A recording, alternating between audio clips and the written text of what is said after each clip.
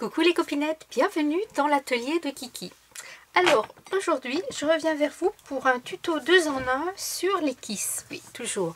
J'ai réfléchi à quelque chose parce que à la base le kiss c'était pour envoyer à une copinette avec toutes nos infos, l'adresse, les goûts, la date de naissance, les chaînes YouTube, tous les liens vers les réseaux sociaux.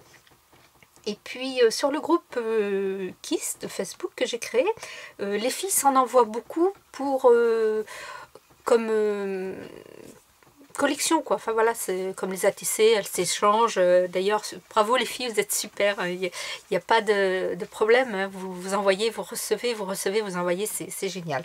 Donc je me suis dit pourquoi le Kiss ne pourrait pas servir comme base de cartes aussi.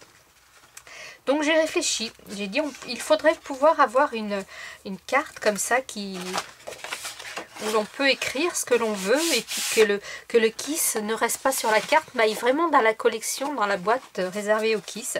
Donc j'ai réfléchi un petit peu, oui ça m'arrive aussi, et je me suis dit on devrait pouvoir mettre le kiss, l'envoyer et l'enlever. Donc j'ai pensé à des solutions, ça n'allait pas du tout. Dans ma tête, je voulais coincer les angles comme ça de mon kiss, mais vous voyez, ça n'allait pas du tout. Et ça ne fonctionnait pas. Donc j'ai réfléchi, mais je me suis dit, il faut le coincer dans des angles. Donc, j'ai pris mon petit kiss. Voilà, vous savez, ça c'est le petit kiss qu'on a fait, le fond qu'on a fait avec la plaque magnétique à action. Et je me suis dit, on va mettre des petits angles comme ça sur une base de carte. Hop. Et puis voilà, on met ça dans sa petite enveloppe. Le kiss arrive comme ça, c'est présenté.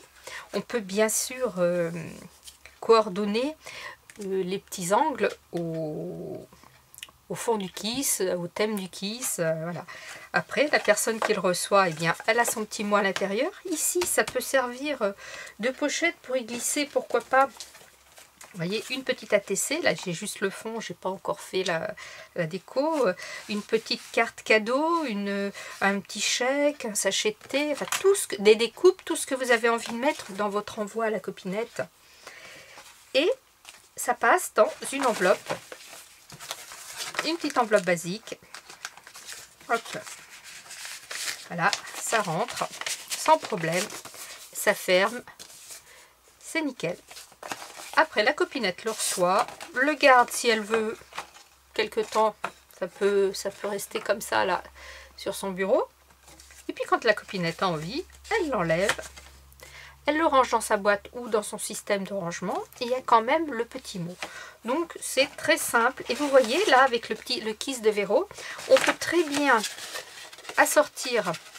Et là c'est un fond craft, si je lui fais une base de craft avec des angles en craft, eh bien, ça passe très bien.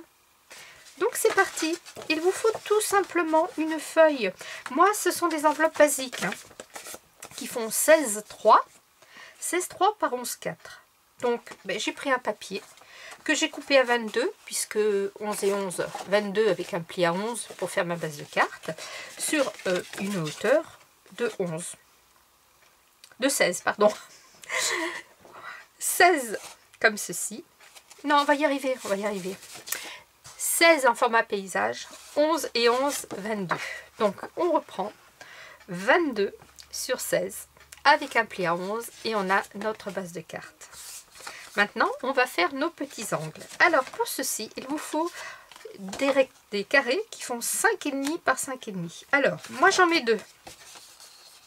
J'ai décidé d'en mettre 2, mais je vais vous montrer que avec un, ça fonctionne tout pareil. Si vous ne voulez pas, parce que vous avez des perles, parce qu'il y a de l'épaisseur, vous voulez mettre qu'un angle, ça fonctionne aussi. Vous voyez? Donc, bien sûr, les angles, si on veut les mettre à droite, à gauche, en haut, en bas, on fait ce qu'on veut. Donc, nous avons donc nos petits carrés qui font 5,5, 5,5 par 5,5. On va prendre son petit outil pour plier. Et je vais faire des plis à 1 cm. Je fais un pli à 1 cm. Hop, un quart de tour. Et je refais un pli à 1 cm. Je vais faire le deuxième. un pli à 1 cm, quart de tour, et un pli à 1 cm. Voilà, vous voyez, ça me donne, est-ce qu'on va voir quelque chose? Ce n'est pas sûr. Je vais vous marquer tout ça au feutre. J'ai un trait ici, un trait ici, voilà, ça me donne ça. Je vais venir couper et enlever l'angle ici, voilà, et maintenant je vais venir couper du bout ici au bout ici, comme ceci, en diagonale. Hop. Donc je me mets bien comme ça. Hop. Je viens couper. Alors moi je coupe avec le massicot. Si vous voulez couper avec le ciseau et que vous êtes très à droite, vous coupez droit. Moi c'est pas mon cas, vous allez voir, c'est une catastrophe. Et encore là, c'est pas trop mal. Donc je coupe mon petit angle. Je viens plier.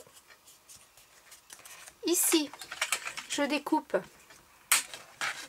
Vous voyez, quand je plie, je me retrouve avec deux petits morceaux ici. Je viens les couper. Voilà. Je vais faire pareil sur celui-ci. Crac. Voilà. Et je me retrouve avec deux angles que je vais venir coller où je veux. Soit les deux comme ça, soit l'un en face de l'autre, ou bien aussi comme ça. Alors, pour les coller, donc, ma colle, elle est là. Je prends ma colle. Alors, vous voyez ici, quand je plie, ça me fait un petit bourrelet. C'est parce que je ne suis pas venue assez... Pardon pour le bruit. Je ne suis pas venue assez couper dans l'angle. Voilà. Voilà, vous voyez, c'est... Même si ici j'ai un petit jour, ce n'est pas grave, ce sera de l'autre côté, mais ça fera un angle plus plat, plus facile à coller. Donc on marque bien ses plis. On vient mettre de la colle sur les petites languettes. Voilà. On choisit où l'on va mettre son petit angle. Donc moi je vais choisir de le mettre ici. Je vais le poser bien bord à bord. Je m'aide avec mes doigts comme ça pour que mon angle soit bien positionné. Hop. Je bloque avec une petite pince. Et là tiens, bah pour vous montrer qu'on peut les mettre ailleurs, je vais le mettre de l'autre côté. Donc là je suis bien au niveau de la découpe.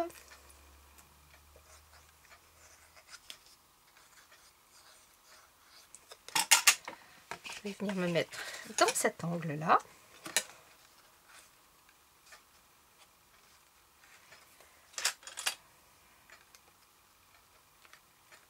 L'une de vous m'a demandé où j'avais acheté ces petites pinces là. Alors je les ai trouvées dans mon supermarché. Des fois vous savez il y a des bacs avec du bricolage, des choses, des grands bacs où tout à 1, 2, 3, 4 euros, 5 euros et ainsi de suite. Et il y avait cette poche avec toutes ces petites pinces qui en plus sont aimantées. Il y en a que j'ai perdu mais c'est pas grave, elles ne me servent pas pour... c'est pour poser sur les frigos par exemple, vous savez, pour mettre des notes. Et j'ai regretté d'en avoir fait qu'une poche parce que depuis j'en ai pas retrouvé. Donc voilà, donc pour revenir à notre petite explication, voilà. Alors bien sûr si je veux, ben, j'en mets 4. Alors ce que je vais faire, moi je vais m'en préparer, je vais me préparer plein de carrés comme ça que je vais découper prêts à coller, que je vais me tenir dans une petite boîte, comme ça eh bien, quand je voudrais envoyer un petit mot avec, ben, je les aurai de fait. Et puis ça permet de ranger nos petits kisses, d'envoyer un petit mot à la copinette. Alors là je vais y aller doucement parce que bien sûr il faut que ça colle. Je suis pas très sûre que ça colle encore bien. Tac. Je vais y aller doucement, doucement. Voilà. Et même, vous voyez, en faisant, en mettant les angles dans ce sens-là, on pourrait réduire encore un peu le support. On prend sa petite enveloppe.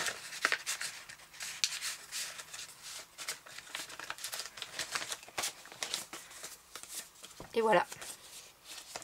C'est prêt à partir chez une petite copinette. Avec mon petit mot à l'intérieur, les petites bricoles que je voudrais rajouter.